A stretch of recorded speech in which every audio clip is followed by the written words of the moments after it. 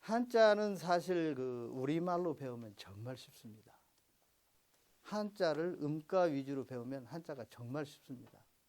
근데 지금까지 우리가 한자와 우리말의 관계를 누가 추구를 안 했기 때문에 전혀 그 몰랐던 것이지, 실제로 한자를 우리말로 외우면은 이건 정말 외울 필요가 없이 재밌습니다. 그리고 우리가 모르고 지냈던 것들을 하나하나 다 회복해낸다는 아주 그 자랑스러운 그런 자부심도 담겨 있습니다. 자, 이번에는 이제 수라는 음가를 가진 한자들 한번 보겠습니다. 수라는 음가를 가진 대표적인 한자는 이제 물수입니다. 물수. 그런데 우리가 물은 알아도 물을 왜 수라고 하는지는 지금 모르는 것이죠. 근데 이제 그걸 알기 위해서는 그냥 자연의 이치를 생각하면 됩니다. 물이라고 하는 거. 물이라고 하는 것이 가지고 있는 가장 두드러진 성질이 뭐가 있을까요? 물. 예, 어디에서 어디로요? 위에서 아래로 내려가. 예. 이게 지금 우리가 그러한 것처럼 옛날 분들도 그걸 말하고 싶은 거예요. 그리고 그것을 이용하고 싶은 거예요. 왜냐하면 그게 두루 통용되는 법칙이기 때문에. 그걸 전하면 제일 쉬운 거죠. 다른 굳이 어려운 걸 예를 들어다 하는 것보다. 그래서 제가 물수를 먼저 쓴 이유도 그렇습니다. 물에 대한 속성이 우리가 이해하기 가장 용이하고 그리고 보편적이기 때문에. 물이란 이런 성질을 가지고 있습니다. 반드시 위에서 낮은 곳으로 흐르는. 따라서 이 물을 수라고 하는 요 수라는 말 속에서도 우리가 요런 이제 그 진행을 우리가 읽어내야 됩니다. 자, 그러면 이제 수라는 말을 제가 한번 우리 한글로 써보겠습니다. 수는 이 두 개의 기호로 되어 있어요. 그리고 이 시옷의 쓰임을 우리 한자에서도 찾을 수 있습니다.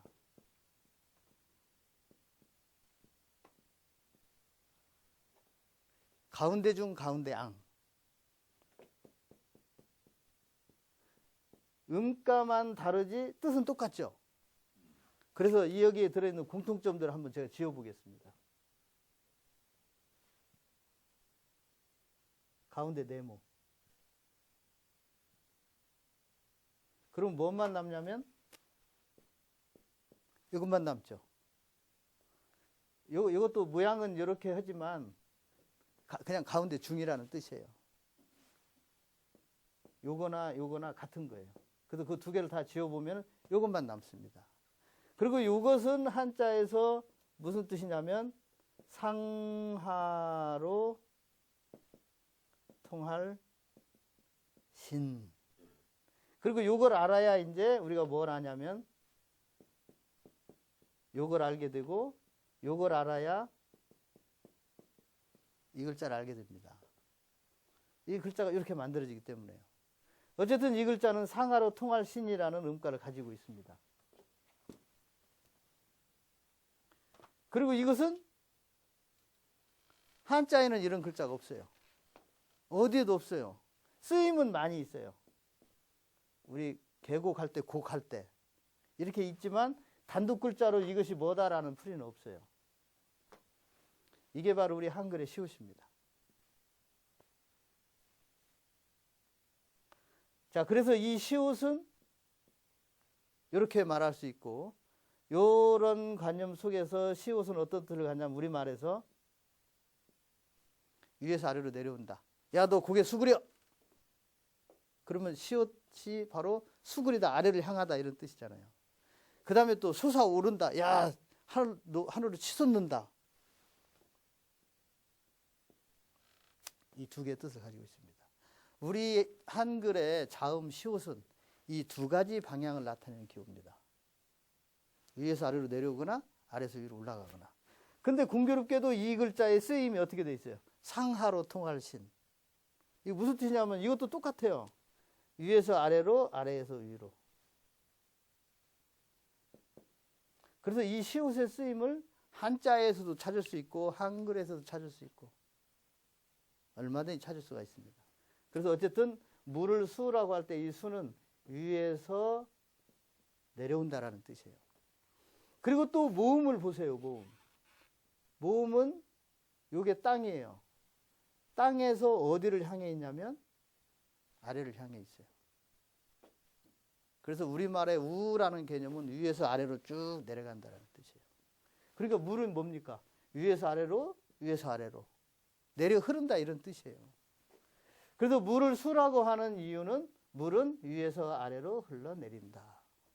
이런 뜻을 나타내기 위해서 물 숫자를 이렇게 만들고 그 물을 이렇게 수라는 음가를 붙여서 부릅니다.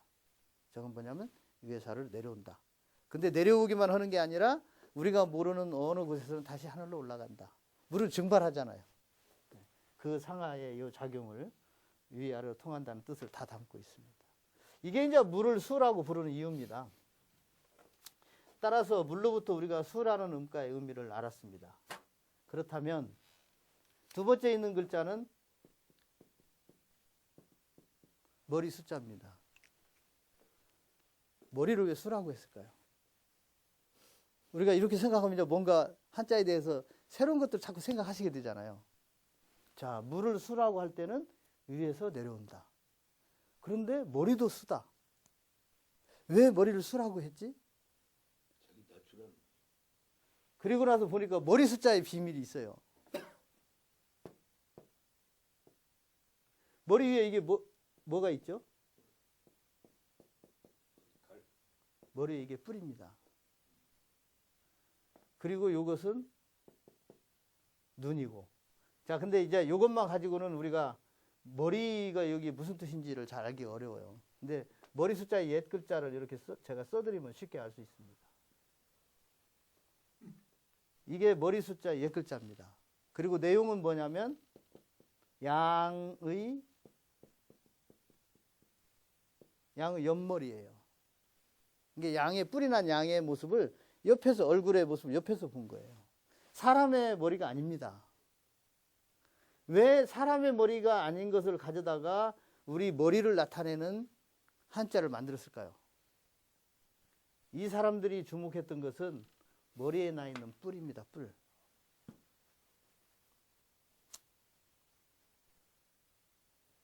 바로 이 뿔. 머리에 뿔이 나 있다. 뿔이 무슨 말일까요? 뿔이? 우리가 모르는 건 투성이죠. 다 우리말인데. 그런데 뿔을 길게 발음하면 뭐가 될까요? 뿌리가 됩니다. 뿌리는 뭐예요? 나무 뿌리 생각하시면 돼요.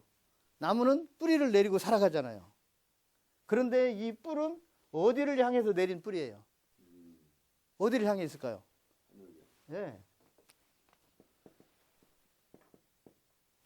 그래서 이 양의 머리를 가져다가 머리 숫자를 만든 이유는 우리 머리에 보이지 않지만 우리 머리에는 뿌리가 있다. 안테나가 있다. 그 안테나를 타고 안테나를 왜 여기다 안테나 있다고 생각을 했을까요?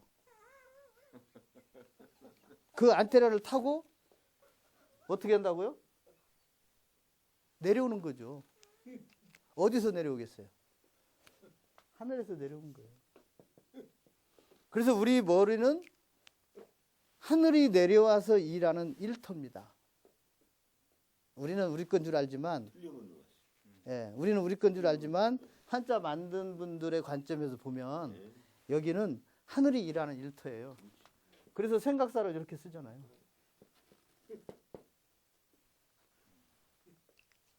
이게 우리 관점에서 보면 그냥 이만큼밖에 못 보지만 이 한자를 만든 분들의 관점으로 우리 시야를 탁 올리면 그 시야가 어디냐면 하늘에서 보는 관점이에요. 하늘에서 보는 이 한자들을 보면은 이제 그런 것들이 다 다시 살아나는 거죠. 자, 머리를 수라고 한 이유를 이제 짐작하시겠죠. 예, 우리 머리는 그냥 머리가 아니고 하늘이 내려오는 것이기 때문에 머리를 수라고 불러요. 자, 그럼 그 다음에 있는 글자는 손숫자입니다. 한번 지금 이게 연장선상에 있기 때문에 한번 유추를 해볼까요? 손을 왜 수라고 했을까요? 여기도 뭔가 내려온다는 통로라는 거죠, 말하자면. 그럼 손으로 어디에서 손으로 내려올까요? 우리 인체 구조상. 맞습니다. 우리 손은 지가 독자적으로 할 수 있는 게 하나도 없어요. 이놈은 머리가 시키는 것만 해요. 그래서 왜 우리가 의식이 멈춰버리면 손가락 하나도 까딱을 못 하잖아요. 그리고 의식이 돌아올 때 보면 손가락이 까딱까딱 하면서 돌아오죠. 하늘, 머리, 손. 이게 하늘이 우리 몸을 통해서 흐르는, 순환하는 중요한 순환 통로입니다. 그래서 머리도 뿔을 달아서 수가 되고 손도 하늘에서, 이게 손의 모양이 아니에요. 하나, 둘, 셋. 위에서 내려온다라는 뜻이에요. 하나, 둘, 셋. 이게 위에서 내려오는 순서에 하나, 둘, 셋. 위에서 내려오는 순서에 하나, 둘, 세 번째. 이런 뜻이에요. 만약에 손수를 손의 모양이라고 하면은 이런 모양도 있잖아요. 털무자. 그럼 이게 손의 모양이면 이거 털의 모양인가요? 옛 글자는 두 개가 똑같아요. 왜 그러겠어요?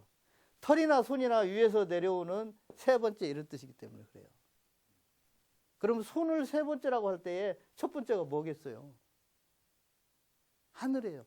그래서 우리 인체는 하늘이 통과하는 통로라고 보는 거예요. 그래서 이렇게 순환을 해야 사람이 건강한 거예요. 하늘과 소통을 해야. 그리고 왜 그 교회에서는 그 손으로 안수들 하시잖아요. 이 손의 주인이 지금 하는 게 아니잖아요. 그 순간 하늘이 내려와서 소통하는 것이죠. 바로 이런 대상을 보는 이런 철학적인 관점이 있기 때문에 그래요. 자, 이제 손을 수라고 하는 이유를 아시겠죠? 손은 반드시 수라고 부를 수밖에 없는 이 사람들의 관점에서. 머리를 수라고 한 것처럼. 자, 나무, 이 글자는 또 나무수입니다. 아까 우리가 나무 목자를 잠시 봤는데, 나무는 이걸로 충분하죠? 나무를 나타낸다. 그런데 왜 이 글자를 또 만들었을까요? 복잡하게 이렇게, 이런 내용을 더해서. 똑같이 나무,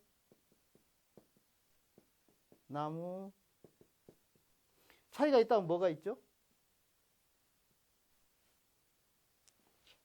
자, 이런 겁니다. 이 글자만 가지고도 나무를 다 충분히 설명할 수 있으면 굳이 이런 걸 만들 필요가 없는 거예요. 그런데 문제는 이런 것들을 나타내야 될 필요가 또 하나 생긴 거죠. 근데 그 필요가 뭐냐면 바로 이거예요. 요거. 그래서 그 모양이 이거에 더해지니까 목이라고 발음하던 요 나무가 뭘로 바뀌었어요? 수로 바뀌는 거예요. 말하자면 이것은 반드시 수와 수로 발음하지 않으면 안 되는 그런 필요성을 나타내는 기호예요. 그리고 이건 뭐냐면 이렇게 쓰거나 이렇게 쓰는 것은 전부 제사를 뜻합니다. 그리고 요 옆에 손은 이게 뭐냐면 제사를 드리기 위해서 이렇게 만든다. 그래서 이것을 세울주 이래요. 세울주. 이 글자만은. 근데 우리 집에 가면 다 부엌들이 있죠. 그걸 지금 이제 주방이라고 부르잖아요. 이렇게 씌우면은 주방주가 됩니다. 이게 주방이 뭐 하는 곳이겠어요? 이겁니다. 주방이라고 하는 것은 이제 지금이야 우리가 제사의 의미가 이제 퇴색했으니까 그 제사를 이제 이렇게 뭐 그렇게 중요시 안 하지만 옛날에는 제사가